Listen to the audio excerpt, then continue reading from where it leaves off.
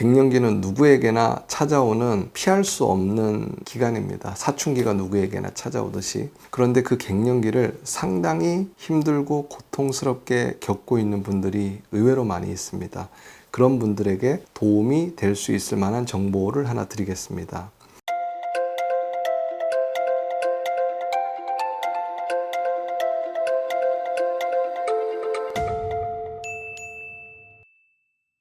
이번 영상에서는 갱년기가 자율신경 실조증의 원인 중 하나일 수도 있고, 역으로 자율신경 실조증이 있는 경우에 이 갱년기 증상도 더 심해질 수 있다는 내용에 대해서 알려드리겠습니다.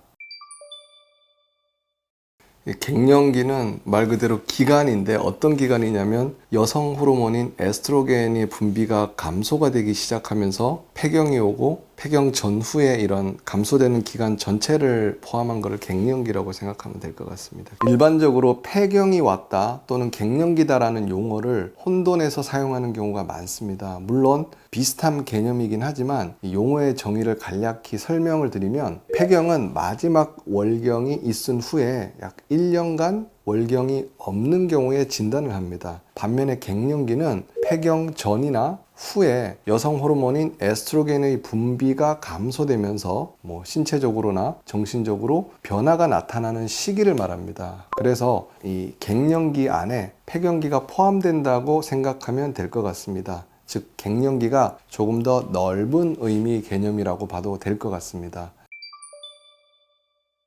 통계에 의하면 전체 폐경 여성의 약 3분의 2 정도에서 갱년기 증상이 나타난다고 하는데, 아마 어떤 증상이 있는지는 이미 여러분들이 많이 알고 있을 거라고 생각을 하지만 간단하게 정리를 한번 해보겠습니다. 이 그림을 한번 보시면 5가지 종류가 있는데요. 첫 번째는 혈관 운동 증상입니다. 이 혈관 운동 증상이라고 하니 용어가 이해가 쉽지 않을 거라고 생각이 듭니다.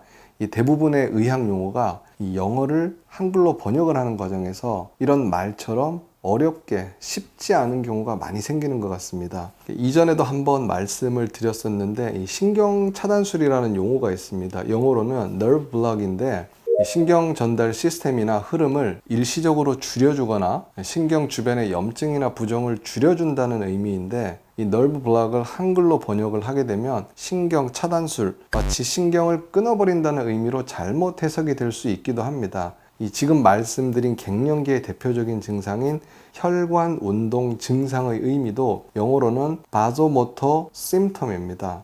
바소라는 게 혈관이고 모토가 운동이라는 의미가 되는데, 좀 더 쉽게 표현을 하면 이 혈관의 저항이나 탄성도와 관련해서 혈액순환에 문제가 생겨서 나타나는 증상이라는 의미입니다. 이 혈관 운동 증상은 대표적으로 이 가슴이 두근거린다거나 이 상열감이 있거나 안면에 홍조나 화끈거림이 잘 생기고 이 땀이 과도하게 나거나 체온 조절이 잘 되지 않는 등의 증상을 말합니다. 특히 밤에 이런 증상이 나타나서 갱년기에 이 수면장애까지 유발하는 흔한 원인 중에 하나이기도 합니다.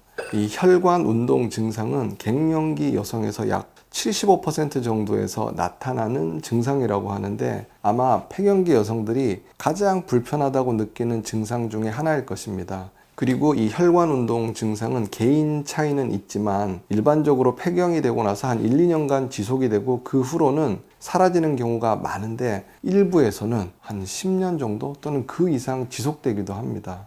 두 번째 대표적인 갱년기 증상으로는 정신적인 심리적인 변화가 있습니다. 우울감, 불안도 있지만 이 감정 기복이 심한 게 있습니다. 이 감정 기복이 심한 이유가 이 호르몬이 일정하게 나오는 게 아니라 확 나왔다가 줄었다 나왔다 줄었다 하는 이 호르몬에 분비되는 이 바이오 리듬이 일정하지 않기 때문에, 즉 자율적으로 잘 조절이 되지 않기 때문에 호르몬 분비 변화에 따라서 감정도 불안, 초조, 우울, 무기력, 이게 반복이 되는 경우가 많아서 감정 기복도 훨씬 크게 되는 것 같습니다.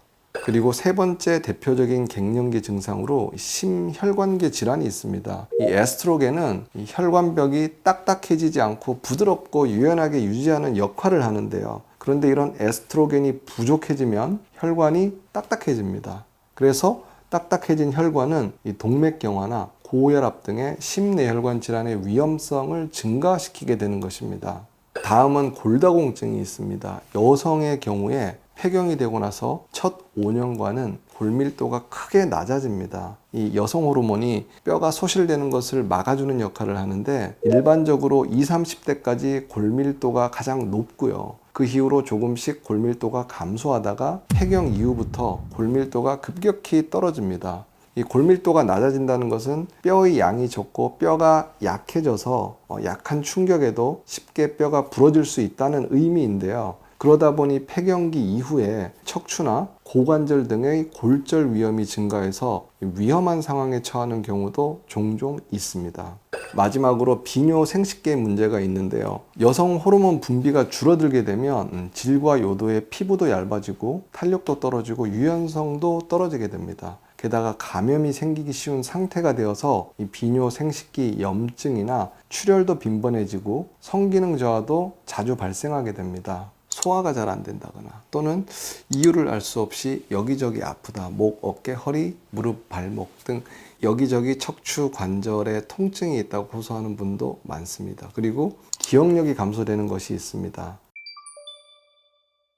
자율신경 실조증을 주로 진료를 보다 보니 다양한 연령층의 환자분들이 오는데 저희 외래를 방문하는 환자분들의 연령대를 보면 20대부터 7, 80대까지 다양하지만 그 중에 40대 중반부터 50대 후반 정도까지의 여성분들이 가장 많습니다. 그때가 바로 이 갱년기 기간에 해당하는데 이 갱년기 여성분들의 비율이 다른 연령대에 비해서 높은 것 같습니다.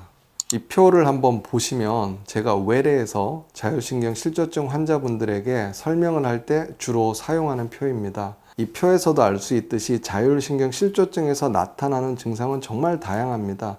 이 신경계 문제, 순환기 소화기, 근골격계, 피부 비뇨 생식기 문제에 이르기까지 정말 많은 증상이 있는데요. 앞서 제가 설명드린 갱년기 증상과 상당 부분이 비슷하다는 느낌이 들지 않으시나요? 특히 이 가슴 두근거림, 상열감, 홍조, 체온 조절 장애, 우울감, 불안, 수면 장애, 소화불량, 여기저기 아프고 성기능 저하 및 탈모 등 이 자율신경 실조증의 대표적인 증상이 갱년기의 흔한 증상과 싱크로율이 상당히 높음을 알 수 있을 것입니다. 그리고 남자에서도 여성의 갱년기 증상과 비슷하게 남성 갱년기 증상이 나타날 수 있는데 이 또한 이 자율신경 실조증과 유사한 부분이 많기 때문에 꼭 이런 갱년기 증상이 여자에게만 나타나는 건 아니라는 것도 참조해 주십시오. 그렇다면 왜 이렇게 갱년기와 자율신경 실조증의 증상이 비슷한 부분들이 많은 걸까요? 그 공통적인 발생 기전에 대해서 한번 설명을 드리겠습니다.